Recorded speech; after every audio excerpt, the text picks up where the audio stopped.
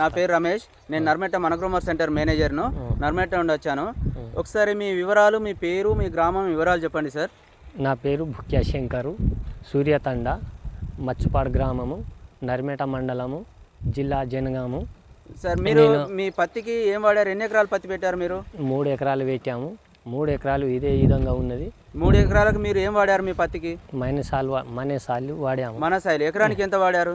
ఎకరానికి 1 litre bottle. ఎకరానికి 1 litre bottle దేంతో కలిపేశారు మీరు? డిఏపిని యూరియా కలిపి పెట్టాము. మనసాయిలు కలిపి వాడాము. డిఏపి యూరియా మనసాయిలు కలిపి వాడడం ద్వారా ఇదివరకు వాడిలా ఇదే ఫస్ట్ టైం వాడారు? ఇదే ఫస్ట్ టైం. డిఏపి యూరియా మనసాయిలు కలిపి ఇదే ఫస్ట్ టైం వాడారు. వాడినాక మీకు ఏం తేడా గమనించారు? అంతకుముందు పోయినసారి ఏమో ఈ కాడలు బాగా దూరం వచ్చినాయి. ఈసారేమో అంతా దగ్గరకు వచ్చినాయి. దానికి దీనికి డిఫరెంట్ ఇదే తేడా.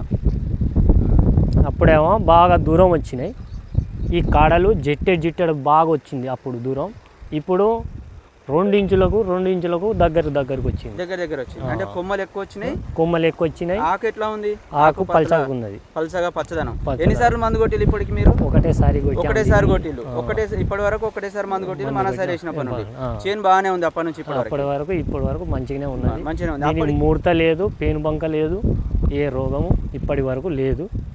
ఇక ముందు ఈ వాన వెలిచిపోతే ఇంకో డోసు వేద్దామని ఆలోచన మీద ఉన్నా, మందు కొట్టుడు. ఓకే, అంటే ఈసారి పత్తి దిగుబడి కూడా పెరుగుతుంది అనుకుంటా?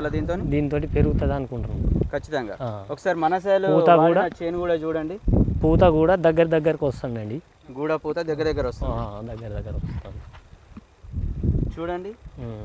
మొక్క కొమ్మలు కానీ, కనుపుల దగ్గర కానీ, దీనికి ఆకు పతలా ఉండడం చూడండి. ఇట్లా అన్నా కూడా అలాగే ఉంటుంది. అప్పటికిప్పటి పచ్చదనము. ఒకటేసారి స్ప్రే కొట్టారు. పత్తి చేను పెట్టినప్పటి నుండి కూడా.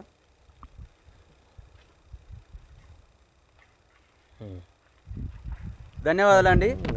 మిగతా రైతులు కూడా వాడుకుంటే బాగుంటుంది అంటారా? ఇది మిగతా రైతులు కూడా వాడుకుంటే ఈ దాదాపు ఈడ 100 ఎకరాలు వాడినాం. 100 ఎకరాలు ఇదే రకంగా ఉన్నది. మంచిగా నీట్గా ఎక్కడ ఏం ప్రాబ్లం లేదు మాకు. ఇప్పటి వరకు మంచిగానే ఉన్నాం. చూసారు కండి, మనసాయిలు వాడిన రైతు అనుభవం.